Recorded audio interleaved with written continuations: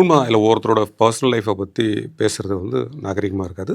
As a cinema பர்சனாகவே நான் வந்து எப்பயுமே அதை வந்து என்கரேஜ் பண்ண மாட்டோம் நாங்களே.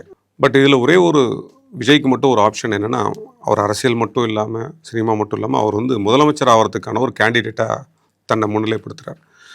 ஒரு நாட்டோட தலைவனுக்குன்னு ஒரு தகுதி இருக்கு இல்லையா, அதன் அடிப்படையில் பார்த்தோம்னா ரொம்ப தப்பாக இருக்கும். அவர் ஃபேமிலி, அவர் எத்தனை பொண்டாட்டி வச்சுருக்காரு, அதை பற்றிலாம் நம்ம பேசவே முடியாது. அதை பற்றியில் தன் குடும்பத்தையே பார்க்காதவர்ன்ற ஒரு வார்த்தை வந்து வாதம் இருக்கும். அதை வந்து தன் பிள்ளைகளை கூட அவர் வந்து கவனிக்கலன்னா அப்புறம் நாட்டில் எத்தனை பிள்ளைகளை இவர் கவனிக்க போகிறாரு? இவர் தம்பி, நம்பி, அண்ணன், தங்கச்சி, அக்கா அப்படின்னு எல்லாரையும் சொல்கிறாரு. அப்படி சொல்கிற தன் பிள்ளைகளையே பார்க்க மாட்டேன்றாரு.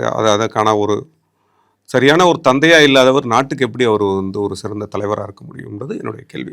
ஆனால் அந்த வகையில் பார்த்தீங்கன்னா அவர் மிஸ் பண்ணுறாரு.